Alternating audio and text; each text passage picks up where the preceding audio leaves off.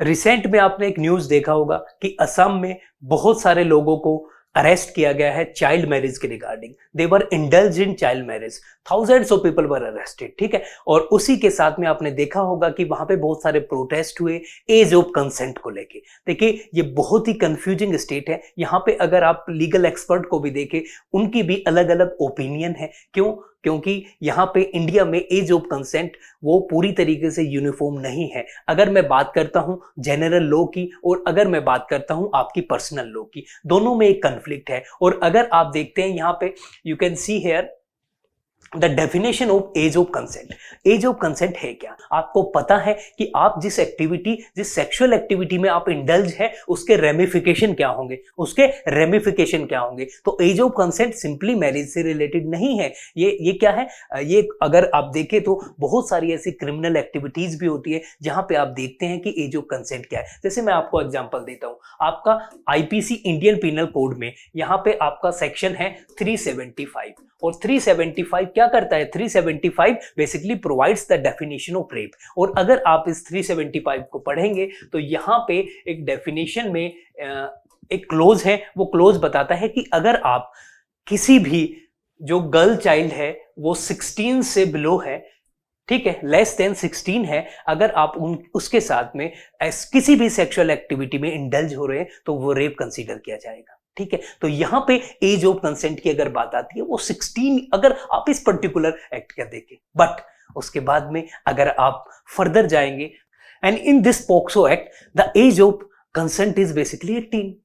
अगर आप 18 से बिलो है कोई भी चाइल्ड। अब देखिए पोक्सो की अगर मैं बात बताऊं, वहां पे मैंने रेप पे क्या बात की थी? वहां पे गर्ल चाइल्ड की बात की थी, वो जेंडर न्यूट्रल नहीं है। बट अगर मैं पोक्सो की बात करता हूं तो this act is basically gender neutral, gender neutral act है ये, ठीक है। तो इसका मतलब है कि वो गर्ल चाइल्ड भी हो सकता है, बॉय भी हो सकता है। यहां पे जो एज है वो 18 है। इसके साथ ही अगर आप दूसरा एक्ट देखते हैं, पर्टिकुलरली आप चाइल्ड मैरिज एक्ट की अगर मैं बात करूं तो here you can see prohibition of child marriage act. यहां पे भी जो एज ऑफ कंसेंट है वो कितनी है? आपका 18 ईयर्स हो। आप यहां पे देख सकते हैं कितना है, वो 18 ईयर्स है, ठीक है। बट अगर आप पर्सनल लॉ की बात करते हैं, स्पेसिफिकली मैं बात कर रहा हूं यहां पे मुस्लिम पर्सनल लॉ की। मुस्लिम पर्सनल लॉ में क्या है कि आपका जो एज ऑफ कंसेंट की बात है वो ऐसा कोई क्राइटेरिया एज का नहीं है। जनरली वो एक ऐसी स्टेज है जो स्टेज ऑफ पुबर्टी जिसको बोलते हैं। यहां पे आप देख सकते हैं, अगर मैं मुस्लिम पर्सनल लॉ की बात करता हूं यहां पे, तो यहां पे क्या है, वो अराउंड 15 है। तो आप देख रहे हैं कि यहाँ पे कंफ्लिक्ट क्या है, जनरल लॉ में पर्सनल लॉ। आपने देखा होगा एक बहुत इंपॉर्टेंट इशू है आपका uniform civil code. Uniform civil code की जब मैं बात करता हूं तो आर्टिकल आपका 44 ऑफ इंडियन कॉन्स्टिट्यूशन आता है। आपका क्या है? Uniform civil code. यहाँ पे हम क्या बात करते हैं कि हमें क्या करना चाहिए, जो आपका सिविल डोमेन में जो लॉ है आपके, वो यूनिफॉर्म सब पे सेम ही एप्लीकेबल होने चाहिए। वहां पे कोई डिफरेंस नहीं होना चाहिए, क्योंकि अगर डिफरेंस होगा तो आपने देखा क्या होगा। ये क्या है आपका जो सिविल कोड, किसके रेस्पेक्ट में? मैरिज के रेस्पेक्ट में जो आपका सिविल कोड है, जो लॉ है, उसमें डिफरेंस है। प्राइवेट लॉ अलग चीज कहता है और आपके जनरल लॉ अलग चीज कहता है। तो इसकी वजह से क्या होगी, सोसाइटी में कंफ्लिक्ट होगी, कंफ्यूजन होगा। और जो असम का केस है वो वही केस है। अगर आप वहां पे देखेंगे तो गवर्नमेंट ने क्या बोला है? गवर्नमेंट ने बोला है अगर किसी ने भी 18 से कम की लड़की के साथ शादी किया है और चाइल्ड मैरिज में वो इंडल्ज है तो आपके ऊपर पोक्सो एक्ट लगेगा। आपके ऊपर क्या लगेगा? पोक्सो एक्ट लगेगा। बट पर्सनल लॉ अलाउ करता है। तो अब ये एक तरीके से कानूनी लड़ाई भी है। और दूसरी तरफ आपको पता है कि सोसाइटी में अगर पर्सनल लॉ की बात की जाती है तो कम्युनिटी स्पेसिफिक जो लॉ होते हैं उसमें क्या आ जाता है, आपका माइनॉरिटी राइट्स की बात आ जाती है। वहां पे डिफरेंट अदर इशू भी चल जाते हैं, आपका रिलीजन की कंफ्लिक्ट भी आ जाती है। तो ये इशू बहुत ही सेंसिटिव है। बट अगर लीगल पर्सपेक्टिव की आप बात करें तो आपको इस इशू को समझना पड़ेगा कि ये कंफ्लिक्ट है किसके बीच में? जनरल जो आपके लॉ है और जो आपका पर्सनल लॉ है उसके बीच की कंफ्लिक्ट है। आपको दिमाग में पहले क्लियर कर रखना पड़ेगा कि इंडिया में जनरली जो एज ऑफ कंसेंट है वो 18 ईयर है, बट पर्सनल लॉ वहां पे 15 ईयर, अगर आप स्पेसिफिकली मुस्लिम लॉ की बात करते हैं। अगर मैं दूसरे पर्सनल लॉ की बात करता हूं, यहाँ पे क्रिश्चियन मैरिज एक्ट भी है, यहाँ पे स्पेशल मैरिज एक्ट भी है, यहाँ पे हिंदू मैरिज एक्ट भी है। तो वहां पे क्या है, वहां पे आपका 21 ईयर एंड 18 गर्ल के लिए। तो अगर मैं गर्ल चाइल्ड की बात करता हूं तो वो 18 ईयर्स है आपकी एज ऑफ कंसेंट। तो ये तो हो गया आपका लीगल पर्सपेक्टिव। अब हम चलते हैं अपना चाइल्ड मैरिज के रीजंस क्या है और उसके रेमिफिकेशन क्या हो सकते हैं स्पेसिफिकली वुमेन पे, ठीक है, और चाइल्ड पे।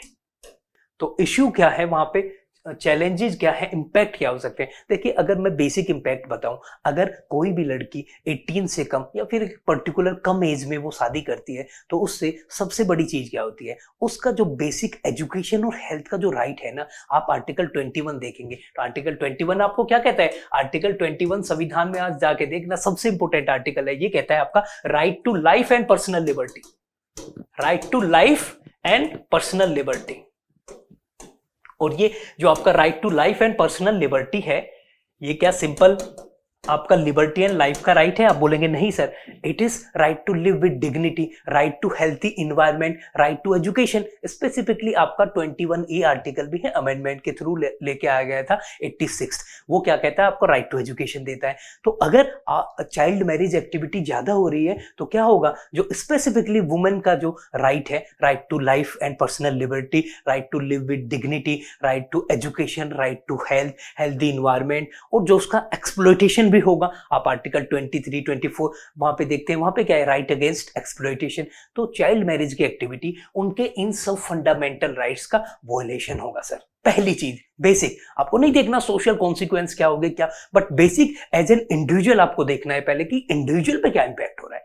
भाई इंडिविजुअल के राइट्स का कैसे वॉयलेशन है। देखिए जब भी आप किसी भी पर्टिकुलर प्रॉब्लम का आप इंपैक्ट देखने जाएंगे, आपको क्या करना है, आपको करना है कि आपको देखना है कि पहले इंडिविजुअल पे क्या इंपैक्ट है, हमें उसे देखना है। फिर अब हम देखेंगे इंडिविजुअल से हटके। भाई इंडिविजुअल, अगर आप चाइल्ड मैरिज करेंगे तो वहां पे क्या होगा, अर्ली फिर बर्थ भी होगा, चाइल्ड आएगा, उसकी भी खुद की हेल्थ पे इंपैक्ट पड़ेगा। क्यों? क्योंकि अगर आप अर्ली एज में गर्ल की मैरिज करा देते हैं, ना ही तो उनको अवेयरनेस है, ना ही उनको सेंसिटिविटी है कैसे आप चाइल्ड रियरिंग करेंगे, ठीक है, तो वो मेंटल ट्रोमा होगा दोनों के लिए, बच्चे के लिए भी और मां के लिए भी, ठीक है। तो आप सिर्फ उस इंडिविजुअल के राइट को वॉयलेट नहीं कर रहे, आप जो आगे आने वाला इंडिविजुअल है, अनबोर्न चाइल्ड है, उसके भी राइट का आपने वॉयलेशन कर दिया चाइल्ड मैरिज के साथ में। तो आपने दो जिंदगियां बर्बाद कर दी। उसके साथ में अगर ओवरऑल आप फैमिली को देखते हैं तो फैमिली की ग्रोथ भी नहीं होगी। क्यों नहीं होगी? क्योंकि बहुत सारी डिसीजेज होंगी। अगर अर्ली मैरिज होती है तो बहुत सारी डिसीज होंगी, बहुत ज्यादा मेंटल ट्रोमा होता है, फिजिकल ट्रोमा होता है। तो पर्टिकुलर फैमिली का भी जो अटेंशन रहता है,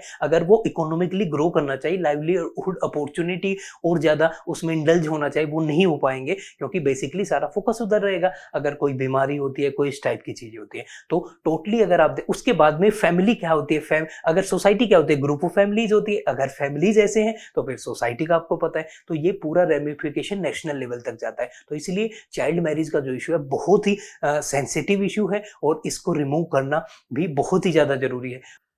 व्हाट आर द रीजंस? अब हम देखेंगे कि रीजंस क्या है, भाई चाइल्ड मैरिज क्यों हो रही है, इसका बेसिक रीजन। देखिए सबसे पहले अगर आपको पता होगा कि हम बहुत सारे रीजन, हम इकोनॉमी में जाते हैं, हम सोसाइटी में जाते हैं, ट्रेडिशन की हम बात करते हैं, बट उससे पहले मैं आपको बताऊं, सबसे पहला रीजन तो यही है कि आपका जो पर्सनल लॉ और जो आपका जनरल लॉ है उसके बीच का जो कन्फ्लिक्ट है, आप उसको रिमूव करना पड़ेगा। या तो आपको पर्सनल लॉ में रिफॉर्म लेके आने पड़ेंगे या फिर आपको यूनिफॉर्म सिविल कोड लाना पड़ेगा। यही इसका सॉल्यूशन है। बट इसके बाद जो जनरल इसके कॉजेज है वो देख लेते हैं। वो पहली चीज तो देखिए इकोनॉमिक कंडीशन है, पॉवर्टी। अगर आपको पता है कि इंडिया में इसमें अभी भी चाइल्ड जो गर्ल चाइल्ड होता है उसको क्या डिस्क्रिमिनेशन उसके साथ किया जाता है, उसको एज ए बर्डन फैमिली में देखा जाता है। तो अगर बर्डन होगा तो क्या करते हैं जो गरीब तबके में लोग होते हैं, वो चाहते हैं कि जल्दी से जल्दी ये लड़की कहीं और जाए और इसका बर्डन हमसे शिफ्ट हो जाए, ठीक है। तो पॉवर्टी होगी तो जनरली एक चीज देखी जाती है कि वहां पे चाइल्ड मैरिज ज्यादा होती है, ठीक है।